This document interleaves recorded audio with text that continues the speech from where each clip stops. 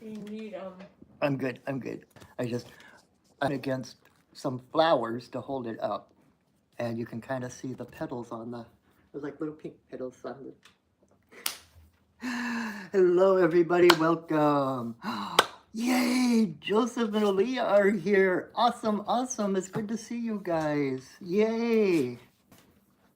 I miss you guys. I'm assuming you both want cards, so hello, everybody. Welcome to Monday mini medicine card readings. I am Patrick, your friendly neighborhood shaman. And Sylvia and Chloe. Where's Chloe? We are temporarily house sitting for someone, and so I'm obviously not in my own place. But and I've got this lovely rocking chair to sit in. I thought it'd be kind of elegant. I've got all these books on the one side and music on the other, and Ganesha looking over. But I might end up sitting on the floor. I might ditch the chair. But welcome in. Come on in. Make yourself comfortable. The way this works, if you are new, is all you have to do is say yes in the comments, and the first 5 people to say yes get a 1-card medicine card reading. And if you are not one of the first 5, hi Anna, yay! Or if you are watching this on replay, you still can get a card. All you need to do is pick a number between 1 and 5 and listen to that card and see what the message is that comes through, because I promise you that somehow Spirit will take whatever message, even if it's like a year, 10 years from now, Spirit will weave that, your message, whatever you need to know, into whatever I say tonight. And yeah, that's just the way the universe crumbles. um, I'm in a goofy mood. We just saw the Elvis movie. Oh my God, if you have ever liked Elvis or were curious about Elvis and who he was, go see that movie. Go now. I will forgive you for not watching me live. No, but it was incredible, and I'm still flying high from it. I saw it yesterday. I'm gonna ditch the chair. Ooh. All right, there we go. Hi, Chloe. So, I'm in Portland tonight. I came down the other day to teach a class to a friend's cousin, and I'm still down here enjoying Sylvia's company and Chloe's company and taking a break. Hi, Aiden. And so, again, if you are new here, wondering how this works, hi, Aaliyah. I miss you too, my dear sister from another mister. If you're new here, all you need to do, we've got 3 so far. We got 2 spots left. If you just say yes in the comments, you get a one card reading from the medicine card deck, working with the totem animals. And the reason I do 5 is because if you were to come to me one for a reading, and usually is a 5-card spread. And so once we're done with the individual cards, I will take all 5 cards, the 5 cards that were individual readings, and I will do a 5-card spread for the community in the beautiful way that each of our individual lives weave into the community's life, the life of the community. So that's what we're doing. But before we start, get out my trusty drum and set sacred space. So the spirits will hold this beautiful container of energy around us so we can focus on the cards and we can trust everything that comes through. So Chloe's not sure what to do with the drum. Spirits of the earth, spirits of the air, spirits of the fire, spirits of the water, spirits of the upper world, spirits of the lower world, compassionate spirits of the middle world, the fae, the spirits of the land, the ancestors of the land. Thank you for your presence. Thank you for holding us in your love and your light. Only love is in. Only love is invited.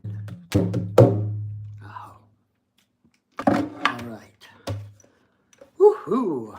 I am kind of still ramped up. Yeah, so, whew. Alrighty, so I moved to the floor. So now you can actually see Ganesha over my shoulder. And thank you, Carol, for allowing us to be here to watch your beautiful dog and to let me do my thing. Hi, Tiffany. Yay. Baby, baby, wearing that love, don't look, shoop, shoop, shoop, shoop. We're gonna do some shooping tonight. All right. If I'm too goofy, I apologize. It really, yeah, it's a good thing. So, and I'm weird. If you've been watching any of my videos at all, you know that I'm weird. People come to me, a lot of my clients or students will come to me like, I need to tell you something. I need to tell somebody this thing, but it's like it's gonna make you think I'm weird. It's gonna it's just so weird. I don't think I can really tell it to anybody. And I'm like, I can out weird you any day of the week. So, odd ducks are us.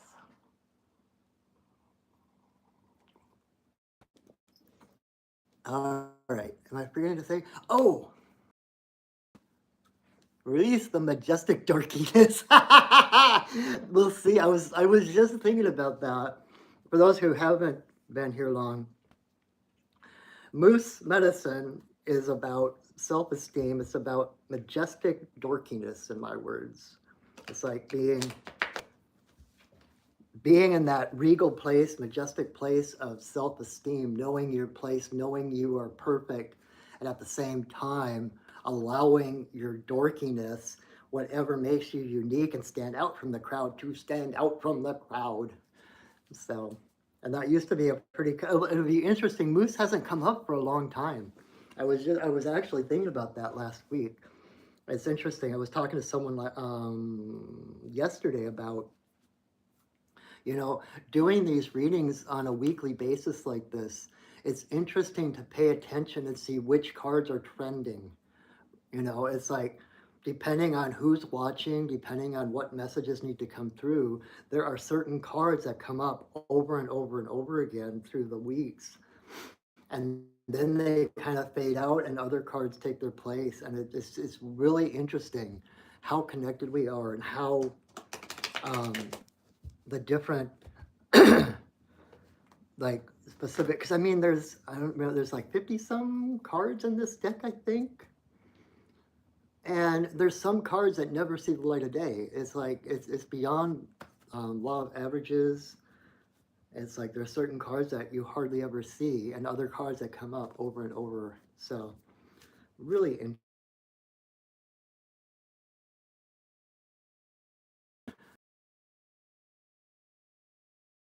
Reading, all you need to do is say yes.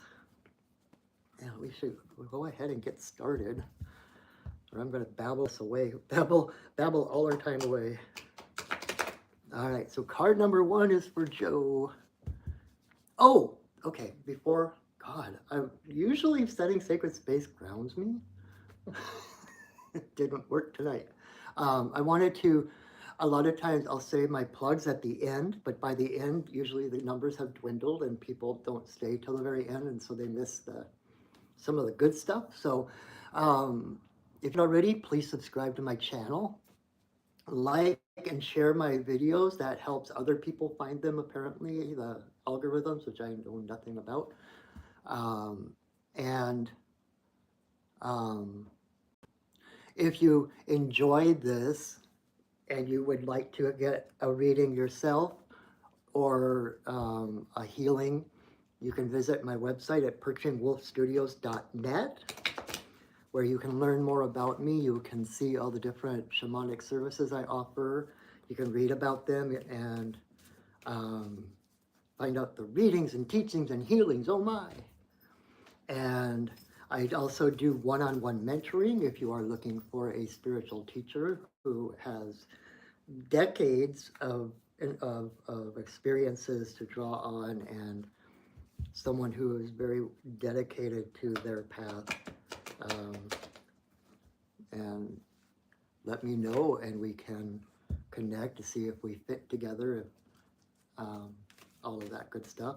And finally, I've been talking for so long about, I'm gonna have some more classes pretty soon. I'm gonna have some more classes, and guess what? We're gonna have more classes coming up in March. Hi, Chloe. Hi, Chloe. This is Chloe. Um, I apologize if I'm all over the place tonight. Starting in March, the third Thursday, I believe it's the 19th of March, I am beginning my Deepening the Journey course, which is a monthly course on shamanism, where we get together. It's going to be on Zoom, and we get together once a month and do different shamanic journeys, exploring different aspects of shamanism. And so you get to spend an entire year basically learning the shamanic path, finding out if it's suited to you, like if you were curious, and the thing about shamanism, shamanism is the oldest known spiritual practice to humankind. And I don't know if I should say absolutely every single religion and philosophy, etc., was based on shamanism. Yes. And so a way of living that shamanism can't improve or enhance. I'll say it that way. So even if you're not a shaman, even if you're not interested in the shamanic path, shamanism is about direct revelation. You don't just learn techniques and ways to do things. You learn how to gain a two-way conversation with your guides, direct revelation. And you learn to communicate with everything. You learn that everything has a voice.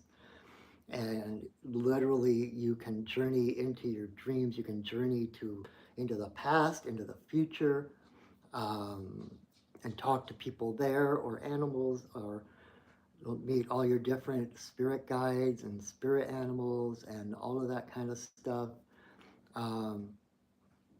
And the thing that's different this year, I kind of took a break for a couple of years because I was finding that it seems that a whole year is a little much for some people to commit to. And I found like I've been doing this for, I think like 8-9 years, something like that. And then I took a couple year break, and then because the last couple of times it kind of petered out around month 7 or 8, and it became this thing, it's like we're meeting every third Thursday. Like, well, okay, this person can't make it. What, I'm trying to negotiate times, and a lot of people not making it. And um, so I wanted to sit with that. I wanted to take a break from it for a little while. And what I got, the guidance I got was to offer it in 6-month chunks. Just oh cool. I will. Awesome, awesome.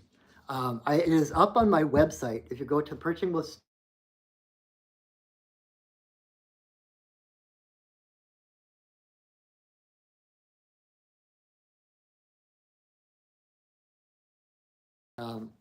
you can, there's buttons on there. You can either choose the year-long choice or the 6-month choice.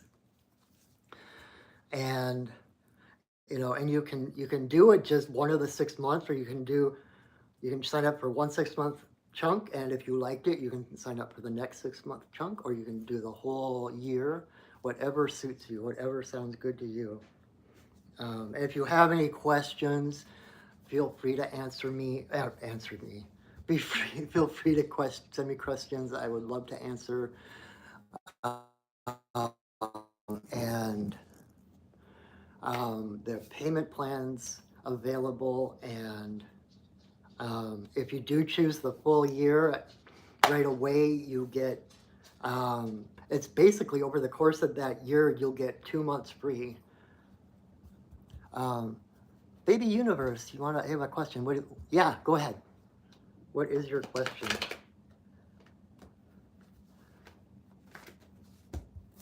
And then I'm still got room for one more person. If you would like a 1-card reading.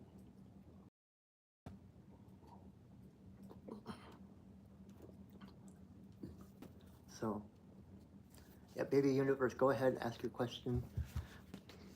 I don't normally, just to say this, I don't normally address individual questions during this thing because I'm doing the cards, and so usually it's like, well, choose a card. And so I don't want to get into the habit, but because we haven't quite started yet, I will go ahead and see what you have to ask.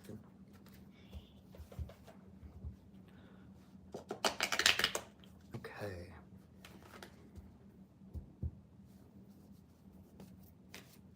Well, I am going to go ahead and start. So, card number 1 for Joe. Hi, Chloe. Are you going to help? All right.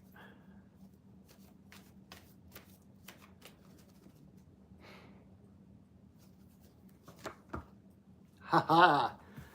Card number 1 for Joe is Owl.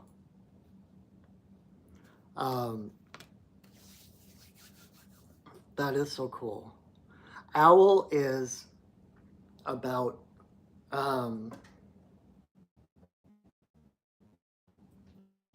vision, right? Owls got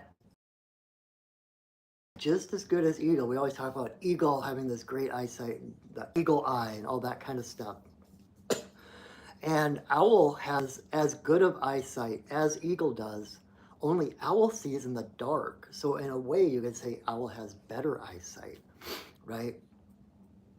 And they have those great big old eyes, and like what do they call that? Eye shine. Like if you ever see an owl at night, like someone like on TV or something, they turn towards you and their eyes just light up. It's like their eyes are made to receive light, even when there's just a little bit, when there's just a hint of light around. And so it's about, that's interesting. It's like being able to pick out the pieces of light, even in the darkness, even when no one else can see, right? But having the sight to see the connections, to see the light, the threads of light moving through. And being able to see to the heart of the matter. Owl is about seeing with your heart, not seeing with your head and logicking things through, It's about seeing from your heart. And Joe, you might appreciate this for some reason. Um, pirates have popped into my head. And you know how pirates always are shown wearing the eye patch, right? And it's not that a lot of pirates lost their eyes. And they proved this on the show Mythbusters. If you look for that episode, but they wore a patch over the eye because if it was nighttime or they were fighting below decks and there was no light, they would switch the eye patch to the other eye. And because this eye has been in the dark all the time, they can see in the dark. And so they have that advantage over their opponent, and are able to see in the dark because they've practiced. So, um, and I think the point of that for you is that you have been doing your shadow work. It's like you're no longer, afraid of the dark. It's not a foreboding place for you to be because you have gone all in with the eye patch. It's like doing that work is like the eye patch, and now when you're in the dark, you can switch that eye patch to the other eye, and you've got clear vision through the dark. On Mythbusters, they tested that, and they did like an obstacle course, and they did like the control experiment where they did it with the lights on, and of course they made it perfectly through, and then they turned the lights out without having worn the eye patch, and they were just stumbling over it. It took them forever to get through this maze if they ever actually did. But then when they wore the eye patch for a little bit and did it into the dark, um, hey Charles, I'm doing good. I'm doing really good right now. Thanks for asking. Um, exactly, Joe. You can see past the fear. The fear is no longer that wall that keeps you from seeing.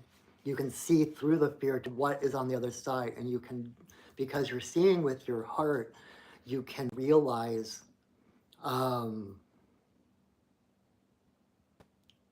what's the word? The value of what is on the other, how what is on the other side of that fear is so worthwhile stepping through that fear, right? Um, it's interesting too because it's similar to I did a reading the other day for someone else, and butterfly came up in reverse, and what I realized was that like the butterfly being in the chrysalis, right? The chrysalis is actually fear. The chrysalis is those issues, right? And it keeps us in the dark, but it keeps us safe at the start. It keeps like the seed casing that keeps the meat of the seed healthy and protected, right? But at some point, that seed has to burst through the casing if it's going to expand, if it's going to grow. Otherwise, it's going to die. And so it's kind of like that fear that holds us there. But when you can see through the eyes of owl, that fear becomes transparent. You can still feel that fear, but you can see where you're going, right? And so, and courage, there's no courage without fear. Fear is the seed of courage. Courage is seeing and feeling the fear and moving forward anyway. That's bravery. That is courage. Courage is not being afraid, right? Even Worf was like, only a fool is not afraid. So I'm in such a weird space. Like that just like, okay, that's your first Star Trek reference. If anyone's doing a drinking game, every time I mention Star Trek, that's number one. Anyway, so and like Athena, the goddess of wisdom, the goddess of justice, right?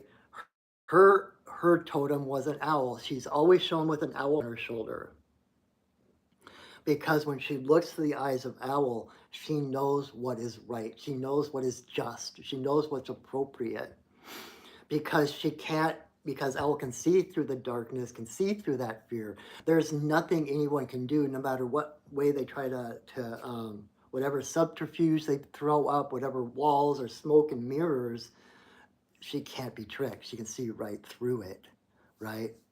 Um, oh yeah. She put up the second Star Trek version. Um, anyway, so like this is exciting, right? It's that place where you can realize that I went through, I've mentioned this before, that I went through a whole decade of like extreme and anxiety and panic attacks and um, by the end of that time I really started to understand that anxiety, excuse me, was just energy that was turned in on myself, right? Instead of being expressed outward, it was kind of turned in, and so that became that fear that kept me hostage and small and afraid. But fear, that same energy that comes across as anxiety, when properly seen through the eyes of Owl, is excitement. It's the same feeling. It's just which side you choose to be on it, but which side of it you decide to stay on. And so if you're on the other side and you're allowing that feeling to propel you forward, to be the wind beneath your wings to carry you forward, it makes all the difference in the world. And again, I know I'll say these things that sound, oh yeah, that's easy, no problem, right? It's like I understand, like I said, I spent a decade or more, actually probably more, in anxiety, and I still deal with those issues sometimes. I haven't completely mastered that, but um, so I know it's not an easy thing. I know it's not just an overnight. Oh yeah, fear, anxiety, equals excitement. Okay, right? But that's kind of the threshold that you've crossed, right? It's like you might see the fear, you might feel the fear or the anxiety, but it's not as for both. It's not a barrier any longer. Um, it's kind of, I told someone I know. I can't remember who it was that told me this, but they had a dog and they had an invisible fence in their yard, right? And the dog was so smart that it really got a running start and jumped at the last moment. The pain only lasted for a second, and then he was free. And it's kind of that sense of like, okay, I'm doing this, right? And like toward the end, when I was finally getting through the anxiety and stuff, like if a panic attack came up, one of the key things I learned from all of that was to not resist it, to surrender to it, to go with it, right? Okay, this is gonna hurt, but if I just let go, it's not gonna last very long, and on the other side, I'll be free, right? And the more you do that, the freer you are, the shorter time it actually lasts. And, but you know what? That said, in case there's anyone out there experiencing anxiety and such, um, there is nothing wrong with medication. Medication was a big part of what helped me through that experience. And I still take an antidepressant or anti-anxiety. Um, Not as much as I started with, but I started taking Zoloft, and and it was always this kind of stigma, and you take what? Yeah, I know, Charles. It's like it's such a stigma sometimes in our society, but I did, and I like to keep myself from going in Eddie and such, and so I actually did a shamanic journey one time to the spirit of Zoloft, to talk to the spirit of Zoloft, to say, hey, what's the deal? And to ask, like, how can I, like, do I have to, am I dependent on you? How do I, quit? Are you going to be, am I going to need you for the rest of my life, et cetera, et cetera?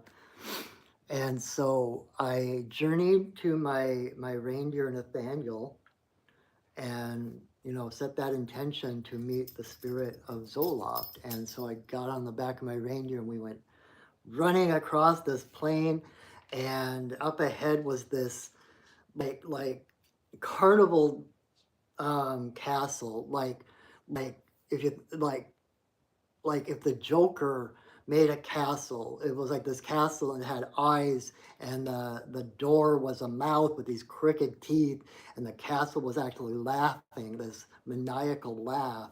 It was all kind of deformed, and it was scary, but my reindeer just kept going, and we went running through that door. And once we were inside, it just got quiet, and I looked, and there was kind of a raised platform, and there was like a, well, I was raised Catholic. It was like what looked like a baptismal font. It was like this large fountain, right? And kneeling in front of it was this knight, like, with, he didn't have the full suit on, but he had some like chainmail, and he had the tabard over it, and he was kneeling in front of it, and he didn't even look at me. He stood up, and he picked up a cup, the Holy Grail, and he dipped it into that fountain, and he came in front of me, and he knelt down, and he offered me the cup, and he said, I am the spirit of Zoloft. I'm here to help you. And I'm getting all teary just thinking about that. It's like the stigma was gone. It was like medicine is medicine, right? And sometimes you need help from Western medicine, right? It's like we can't, how do I put this? Everything is spiritual, right? Everything has a spiritual component. But like when you're dealing with physical things, we still have to address those physical things. And so if you have to balance the chemistry in your body, and there are things you can take to help balance that on a physical level, to deny that is where the craziness is, right? And it's like this story that I heard one time about, there was um, this group of like hippies, I guess, and there was this shrub outside where they met that was dying, and so every day they would gather, and around, and they would hold hands around this shrub, and they would sing, and they would send love to the shrub, and like try to picture it healthy and green. And then the shrub died anyway because no one bothered to water it. So water yourself, feed yourself, right?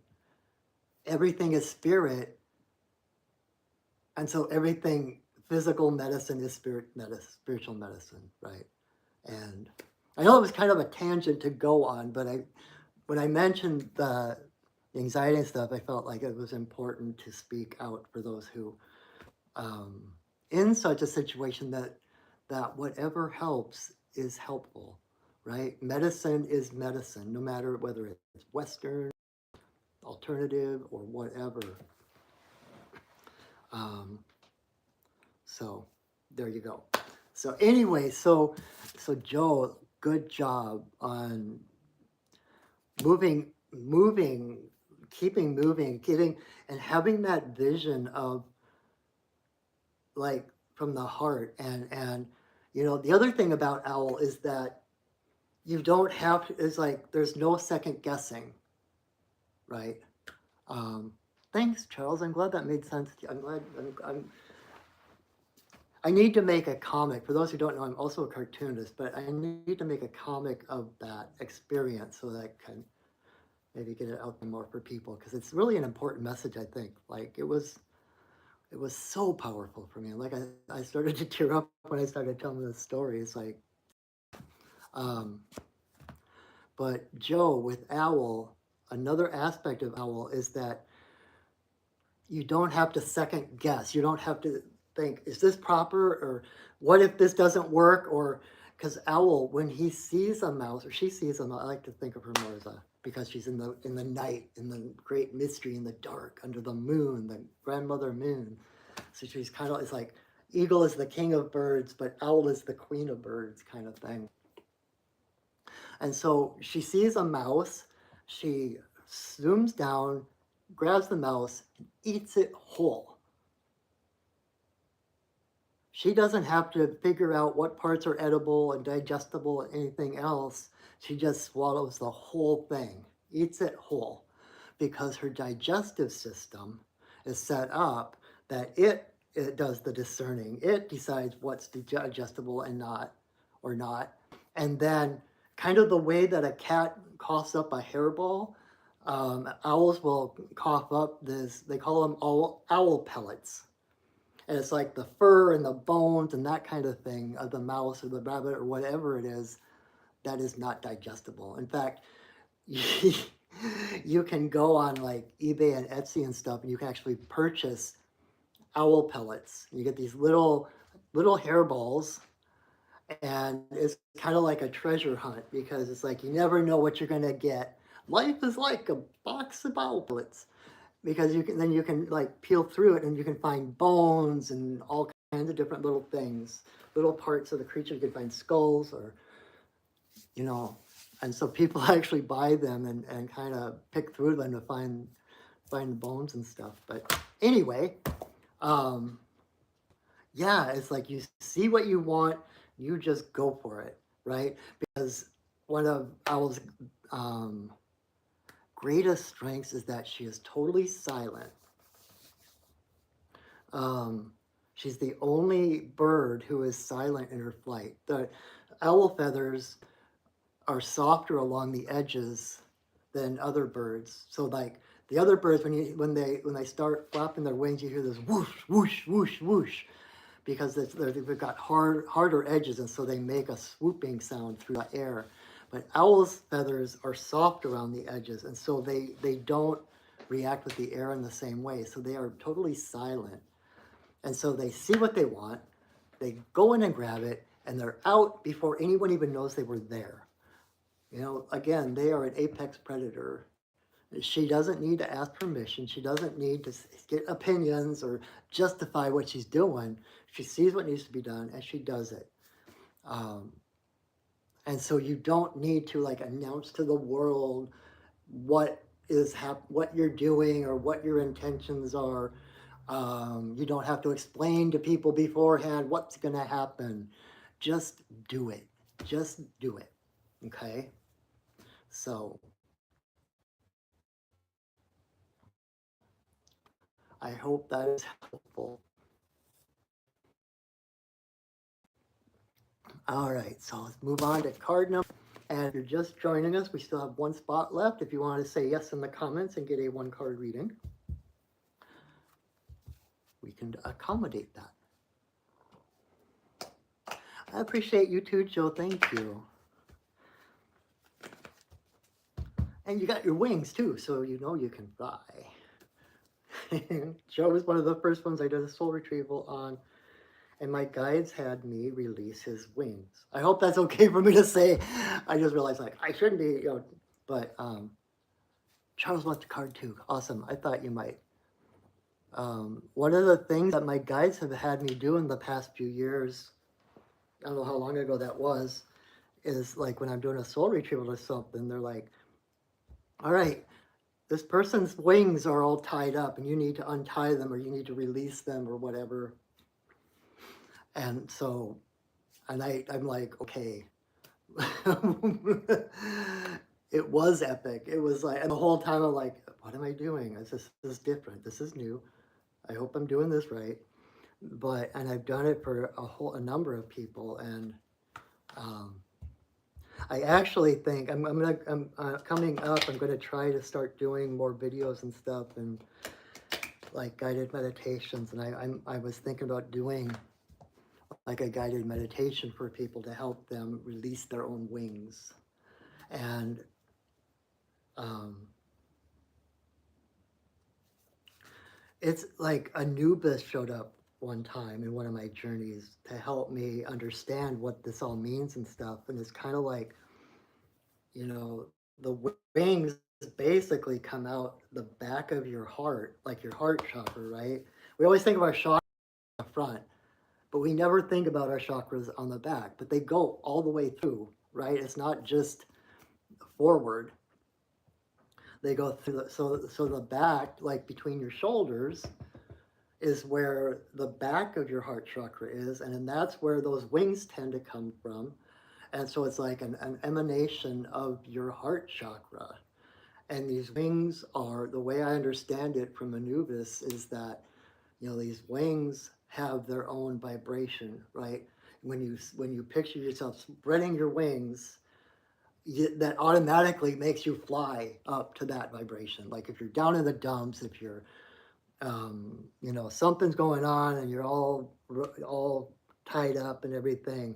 If you remember, oh, I've got wings, and you open those wings, it's like they pull you up to that vibration, and people have, and you can have more than one pair of wings. Like if you think about the original angels in the Bible, the seraphim and stuff, they had like six wings. They had like three pairs of wings, and different wings are at different vibrations. And so um, I've actually been doing soul retrievals and fairy doctoring, which you can read about on my site. I'm going on so many tangents, I shouldn't explain in too much detail, but a number of people who I've done soul retrievals on, the soul retrieval turns into a fairy doctoring session where a lot of people are, well, they we used to call them, it used to be called otherkin, and I don't hear that term much anymore. But there's a lot of people who are born into human bodies who actually were originally one of the fairy races, a fairy from the fairy realms. And a lot of people, when they're turned into when they're born as human, um, they're, well, like for one person in particular, I remember one client that she was like, "Well, I'm being born human, so I can't have my wings," and so she left her wings back in the fairy realm, and she was having such a hard time being human. And so when I did the soul retreat, I was like, "Oh, okay, this is turning into a fairy doctoring." Um, I went to I've got this kind of liaison, fairy liaison, who I go to ask if this person has a soul part in the fairy realm. And so she went, it's like, "Oh yeah, I've got her wings are right here." And she reached up on the shelf and pulled out this jar and popped the cork, and boom, the wings flew out and onto my client. And so they can be fairy wings too, to help you remember your life in the land of the fae, in the fairy realm, right? Because it is to help. It's not, like I said earlier, everything is spirit. You've got physical and you've got spirit. We think of them as two separate things, and sometimes even two warring things that are opposed to each other. But it's a spectrum, right? The physical world is spirit. It's just vibrating at a lower level. And so the things like the table or whatever, I can knock on the table because vibrating at a similar vibration that the table is. That's why it's solid. That's why it's physical to me.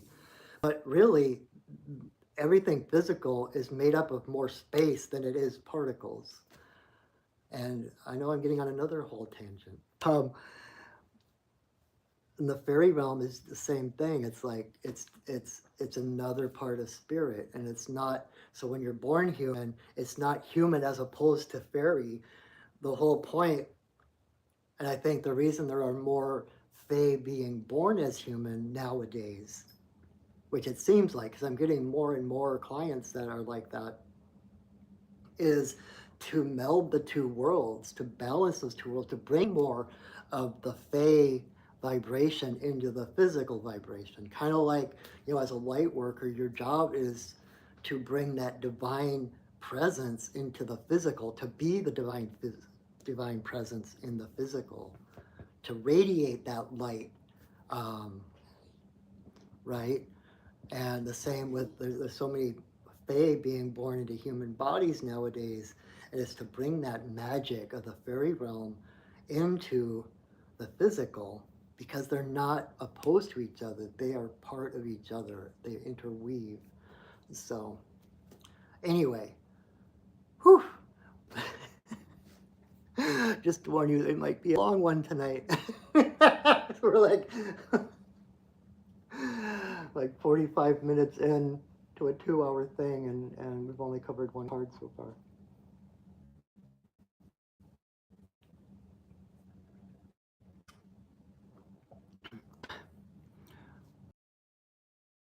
First, I said, yeah, go ahead and ask your question. So I'm going to go on to card number 2 for Aaliyah.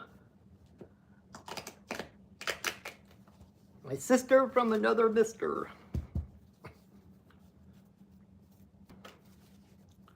Baby, baby, we're wearing that love on loop.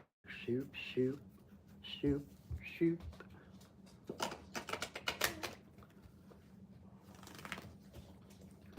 All right.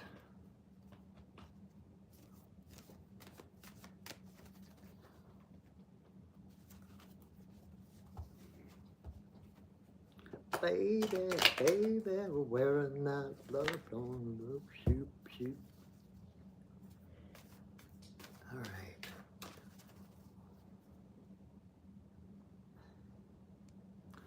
All right, baby universe, since you just asked your question, and since I'm about to do card number 2, I want you to pay special attention to what comes through. Because even though it's Aaliyah's card, the fact that your question came across on my feed as I'm about to pull that card, I think that the message is for you as well. And so your question is, what is next for you in life? So pay attention to this card, and we'll see. I promise, even though it's, some, like, for Aaliyah, technically, you and anyone else who has chosen card number 2, it will have your message in it as well. Okay?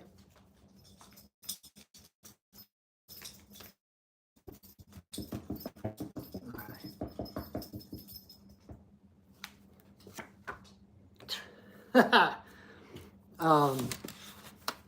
I'm writing on the cards as I go so that I can do that 5-card spread at the end. So Aaliyah, baby universe, card number 2 is Bat in reverse. Birth. Excuse me. And in reverse, it's like the world that you knew is basically falling apart. Things are falling apart. The rug's being pulled out from under you. The things that seemed stable, the things that seemed like a foundation for you in the past, seem no longer to be trustworthy or to be able to support your weight, right? And so it's like the world is uncertain now, and you're finding yourself in the dark, not able to see forward, which is your question, right? And you are safe. That's the first thing I want to say. You are safe. This big shakeup wouldn't be happening unless, okay, how do I put this? It's so easy to go into cliches and to go into like explanations that, like, like I said, I was raised Catholic, and there's a lot of things about, the sky father with the beard who's removed from the earthly plane and has all these demands on us, and it's very narcissistic. And so this is not this narcissistic God in the sky saying, you must learn this, and this is your lesson, and this is your test. This is not what I'm saying when I say this, but if you didn't have everything you need to get through whatever is happening right now, whatever the challenge is, whatever is falling apart, if there weren't something on the other side of this challenge, the challenge wouldn't be happening. Does that make sense? Kind of like, it's very similar to snake medicine, right? When the snake starts to shed its skin, it's in the dark. Its eyes are part of the skin that it sheds. And so when it's shedding its skin, when that skin is starting to dry out and peel, the snake can't see ahead of itself. But the reason that old skin is shedding is because the new skin is growing in. The snake is expanding.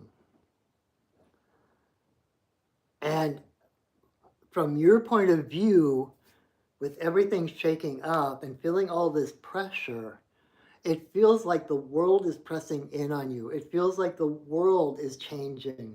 And like oh my God, I just read this passage from Rumi. I was reading, there's a Rumi book here, and I'm not even going to try to find it because I just kind of opened the book. I don't know where it is. But it was talking about when you're on a boat zooming down the creek, or going down the creek, the trees are zooming past you. But the trees aren't the part that's moving, you are.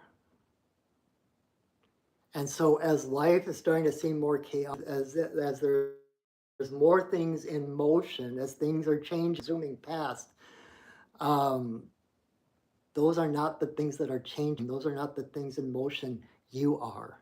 And they are changing and zooming past you because there's something waiting for you in the future. Like Abraham Hicks says, everything you need is downstream. So put down the paddles and stop trying to paddle upstream. Stow the paddles and allow the river to carry you. Because it's the new grand life that you deserve that is pushing the old stuff out. And so there's a really good book by Pema Chodron. It's called When Things Fall Apart, and she addresses this whole thing. That like when things are falling apart, it's actually a sign of growth.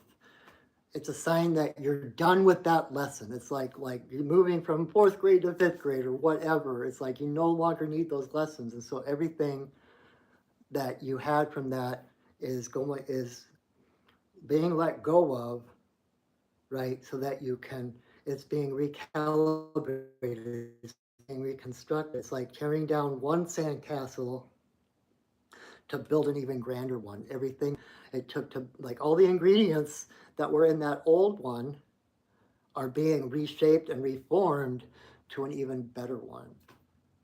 So if things are falling apart, it's not that you're doing anything wrong, it's actually you're doing everything right. And so with that in reverse, it's kind of like still trying to hold on to the old way, holding on, trying to fix things, trying to duct tape things together as they're falling apart, right? But you can let go because you are safe. The darkness you find yourself in, that inability to see forward, is because you're in the womb. You're going through a rebirth. And when you're in the womb, you are the safest you will ever be, right? You're in the womb of your mother.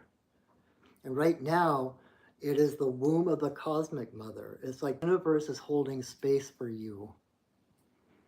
The universe is holding you safe. As scary as it might seem, you are safe. Okay? And like I like to say, it's like, you know, bat doesn't walk on the ground. Bat doesn't, like we're taught to ground into the earth, right? When you're taught to center into ground and stuff, it's like send your cords down into the earth to ground. Bat has a different suggestion. When things are falling apart, when your world is crumbling, you don't want to ground to what's falling apart. Bat puts his feet into the ceiling of the cave. Ground upward. Ground to spirit. That is the only stability, right? That's your foundation. That is your true source. That cannot change. That cannot be threatened. And so it's to let go of everything that's falling apart and hold on to the part, that spirit, that indelible spirit of yours that is eternal, that will be here beyond time. When time ends, you'll still be here. You've been here since before the universe started. You will be here after it ends.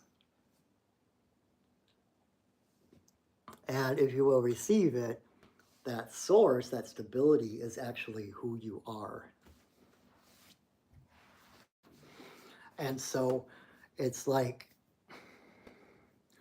the universe is helping you to get rid of the things that you've been dependent on, you know, and those things, like we have a tendency to identify with outside things, you know, outside labels. Like Dr. Wayne Dyer used to say, if you label me, you limit me. And when he was a professor, he used to, one of the assignments he gave his students was to write so many paragraphs about who they were, saying who they were, but they could not use labels. You can't say, I'm a shaman, or I'm a cartoonist, or I'm an electrician, or I'm a dancer. Those are labels. So they had to tell who they were without using labels. And one of the things that this brings up is when you start to feel things, when you start to, like when things are falling apart, and you're feeling afraid or you're feeling anxious, the question to ask is, who is feeling this? Because you are not your emotions. You have emotions. You are not your body. You have a body. You are not your thoughts. You have thoughts. So when you're feeling anxiety, when you're feeling that fear, when you're feeling that pressure, rather than identifying with that pressure, there's something wrong with me because I can't hold it together and this, my world's falling apart. Who am I? Ask yourself, who is feeling this? Because that's who you really are. And that is, what's the term I want? That's the part of you that cannot be threatened. That's the part of you that is eternal. That's the part of you that is divine. I used to like,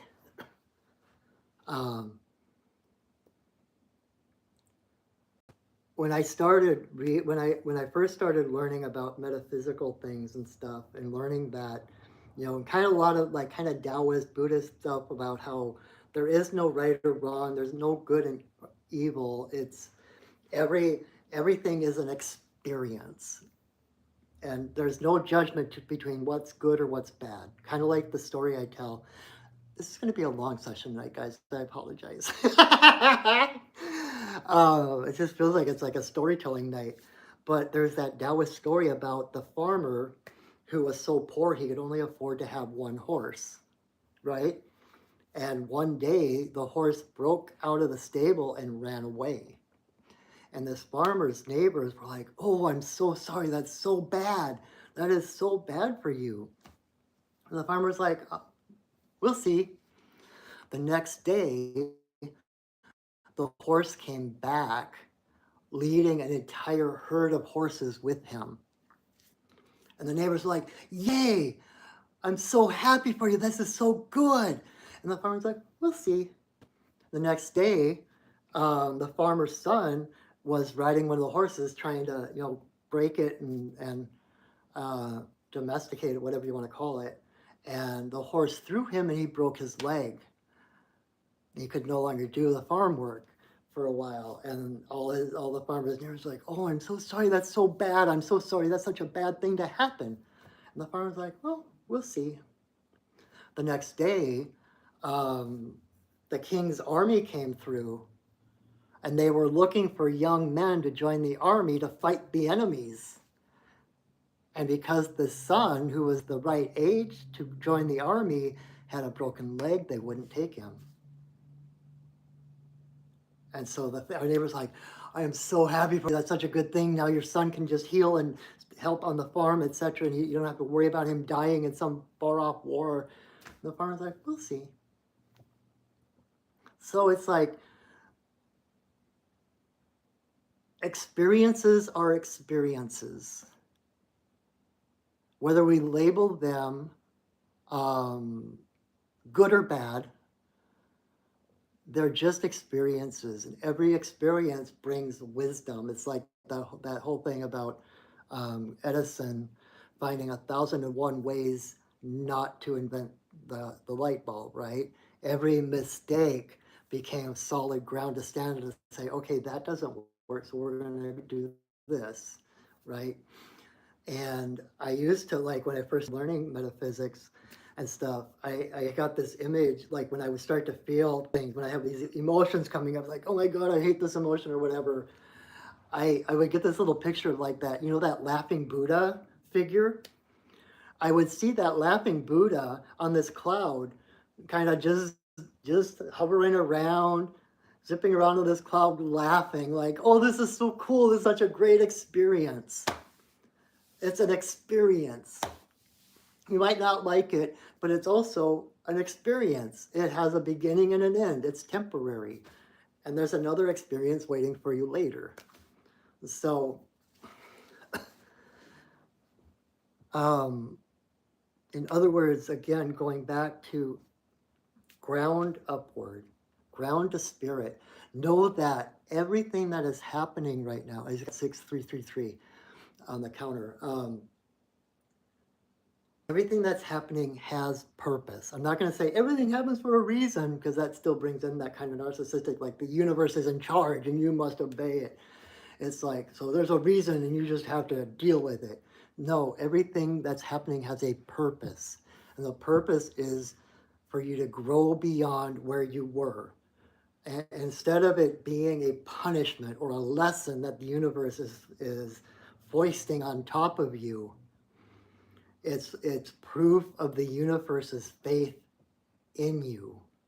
The universe doesn't judge you. The universe doesn't look down on you.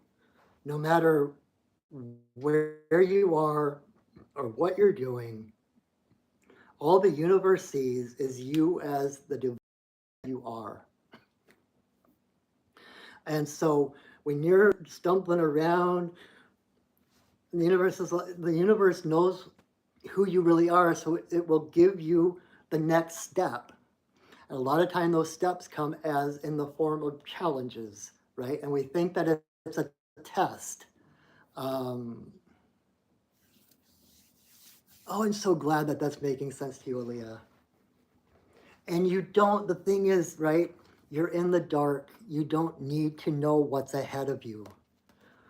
Like it says in the Celestine prophecies, right? It talks about if there's no clear path forward, it's time to rest. When you find yourself in the dark, what do? You sleep, you rest, you dream, right? So utilize the dark to rest. And there's that thing I always talk about within the Star Wars Episode 1. Is that the Phantom Menace? It's like there's Liam Neeson and Ewan McGregor. They're the two, Ewan McGregor is the young Obi-Wan Kenobi, and Liam Neeson is his, I forget his Jedi name, but he's Obi-Wan's master, right? And they're chasing Darth Maul. And all of a sudden, this energy shield comes up around Darth Maul so that they can't get at him. And so Liam Neeson, the master, the Jedi master, who's more practiced in this stuff, what he sits down on the ground and he meditates. Because there's nothing he can do to get through that shield to get at Darth Maul. He sits down, he meditates, he starts to recharge, he tunes inward. Meanwhile, Obi-Wan, who's the new Padawan, who is unpracticed and new at all of this, he's pacing back and forth and grumbling and, shaking his fist and else because he wants to get in there so bad. And he's wasting energy. All of that energy he's doing is tiring him out, using up his energy and deadening his focus, right? Finally, that shield goes down and they both go after him again.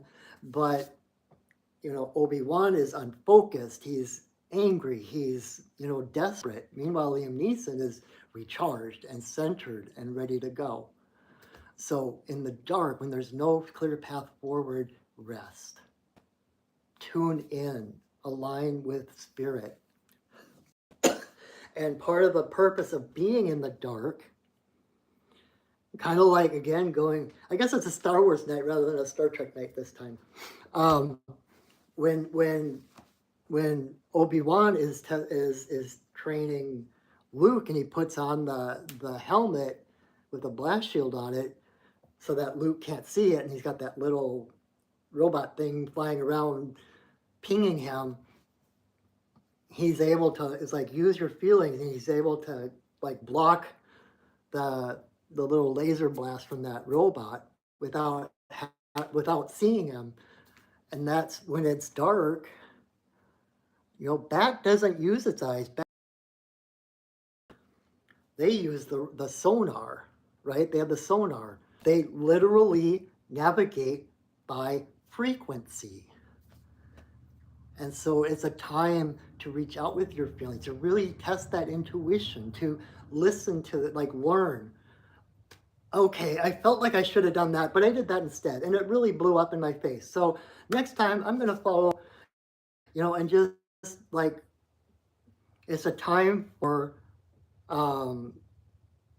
learning. It's like when you tune in a radio and you go past that frequency and then back past it, in smaller and smaller increments until you're focused in. That's all that's happening. It's like, you might get it wrong the first time, so then you bring it back, and you'll end up probably going past that one that you're wanting. It's like, well, nope, that wasn't quite right. And you just keep going until you get focused in on the frequency that you want. So I'm glad it resonates. I'm glad you said that it really resonates, because that's what it's about, is that listening to your intuition, the vibrations, and resonating with them. All right, card number 3. Holy crap.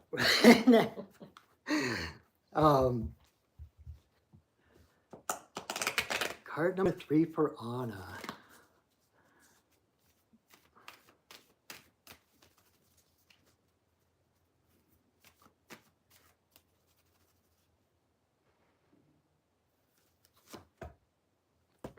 So, Anna, card number 3 is Beaver.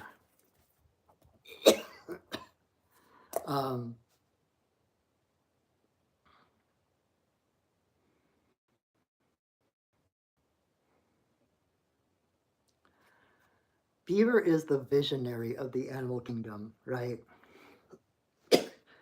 He sees trees and bushes, etc. But unlike the other animals, oh, you like my shirt? Thank you. Sylvia just got that for me. I love it. Dear ancestors, I understand the assignment. But Beaver envisions dams and lodges and what can be used from these resources, right? And so he focuses on his joy. His joy is to build and to utilize the resources. And one of the things I love about beaver, down at the river where I do my pipe ceremonies, um, I haven't seen him lately, but there was a beaver that lived down there for a while. And so you would walk along the path in the trees and you'll find little places where the beaver had chewed down trees and saplings and stuff. And the thing that struck me was that he didn't take them off at the roots. He didn't take it off at the ground level. He left like a good length of the tree or the sapling still there. And almost every single one, like at a certain point, I'm walking, every single one of them had sprouts coming out again. And so he was utilizing the resources in a way that didn't harm, like he didn't kill things, he didn't just take things. They were still a living, vital part of that environment. They were still alive, they were still vital, they were still growing. And then he took those resources to build dams and to build lodges. And the thing is, the universe is not going to give you that vision or give you those desires to do things without providing the resources with which to do them, with which to fulfill them, right? So when you trust your vision, you might not know where the heck the money's going to come from or the people are going to come from to help or whatever. If you have that vision, the universe will provide the resources. Because the universe has your back. The universe wants you to succeed, right? And so knowing this is like Beaver's teeth never stop growing because he's not afraid of running out of resources. He has this vision, he has this passion in his heart to build and to construct and to recycle, right? And so his teeth never stop growing because he knows that the universe will never stop giving him trees and such to build with. And the one point I want to make is that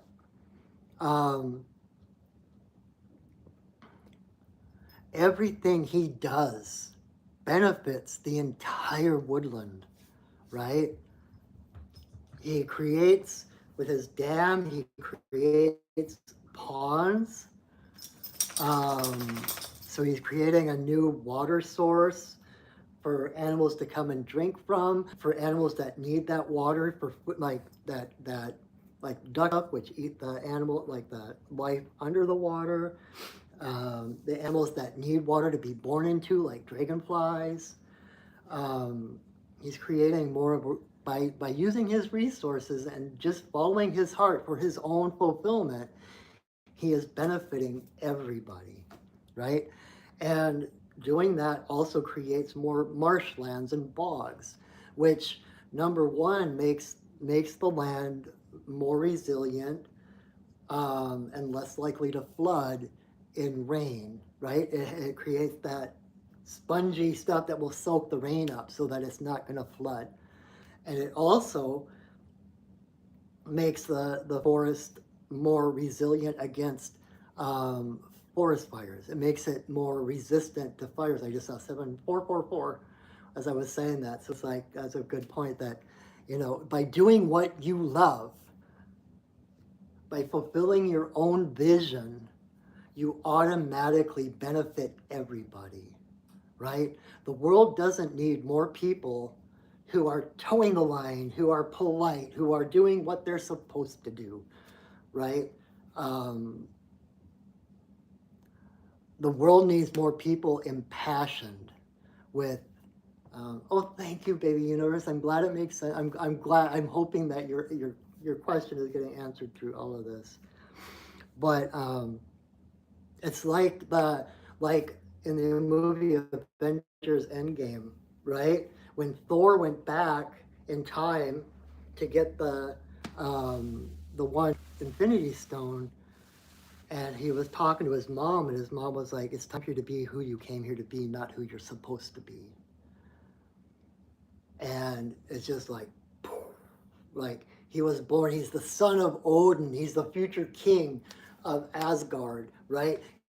So he's got all these things he's supposed to be. He's got his life is laid out before him and all the things and the duties and all of that kind of stuff, right? And his mom is like, let that go. That has always been what's imprisoned you. It's time to be who you're supposed to be, not who you should be. Not so like who you came here to be, not who you're supposed to be by the rules and the culture and all that kind of stuff. And that's what Bieber is saying. It's like be who you came here to be. Be your authentic self. Be impassioned. Because think about your favorite teachers growing up. I know at least for me, my favorite teachers are always the ones who had a passion for the subject. It didn't matter what it was. I took a computer class, which I hated, but I loved going in and listening to this professor. Even though I didn't like the subject, I didn't quite get the subject, I would have liked to be doing anything else. This professor was so excited about computers and about what they can do. And this is back in the 80s before the internet, right? And they called him Jumping Jim because he would get so excited. I'm not making this up. He would stand on top of his desk and he would jump up and down while he was talking. He was so excited and passionate, right? And I don't care what the subject is, I don't care what you're talking about. If you are geeking out about something, if you are passionate about something, I can listen to you for hours because that passion is contagious. And it's that passion that radiates out and changes the world, right? It's about entrainment. And rather than, oh, you're too much, it's like, screw that. You're never too much. You need to be who you are. If someone can't handle your vibration, if someone can't handle your intensity or your passion, it's up to them to go someplace else. It's not for you to quiet it down, right? Like Marianne Williams has said, there's nothing enlightened about playing small for somebody else's comfort. You are meant to shine. So follow your passion. Do what calls to you fully and in passion. And yes, there might be resistance. There might be people who talk poorly about you or whatever, but it's time to be who you are, not who you're supposed to be, right? Because that's the only way you can help to heal the world. Oh, I need to plug in. You were right. So, oh,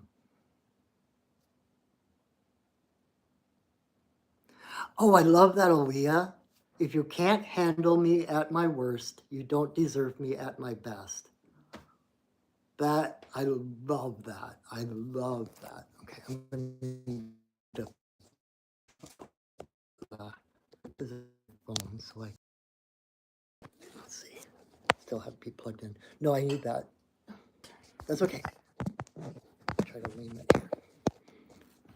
I've got it, but it's also kind of standing on its. I need it. Okay.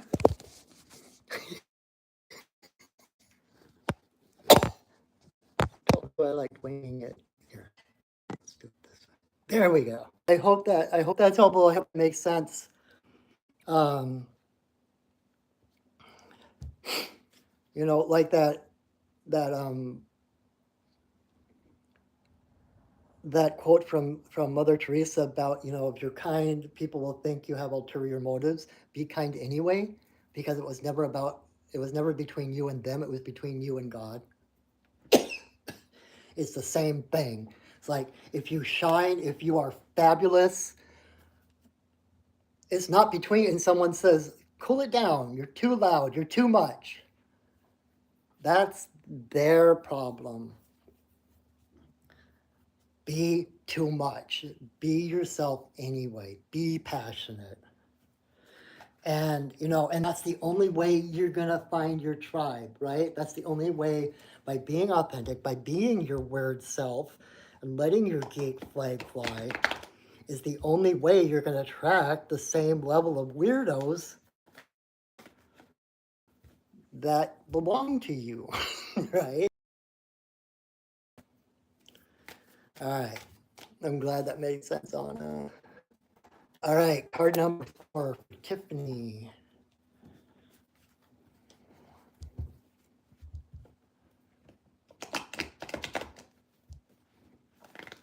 Baby, baby, living. I love, don't wanna look, shoop, shoop, shoop, shoop. Baby, baby, living my love, don't wanna look. Oh, look. Majestic darkiness. Mm.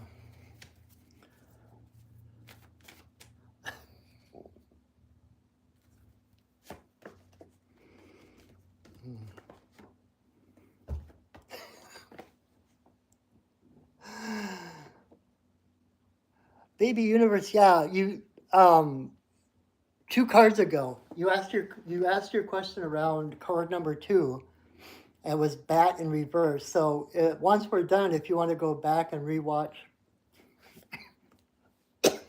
and watch card number 2, I think that might have the message that you need. So card number 4 for Tiffany. I swear, it's like you saw me shuffling the cards after I held that one up, right? But card number 4 is Moose. I had a feeling. Aaliyah mentioned the majestic dorkiness at the beginning, and it's been so long since Moose has actually come up as a card. And then I was shuffling, and I kind of split the deck, and he was on the bottom, and then I shuffled, and then he came up to the top. So when Moose wants to be here, there's no stopping him. So, Tiffany, you have Moose, came up in reverse, but reverse is not bad. Actually, when a card comes up reverse, there's actually more to work with. Right? It gives you a direction, and it's kind of like the North Star of like what you're aiming for. There are no coincidences, right, Joe?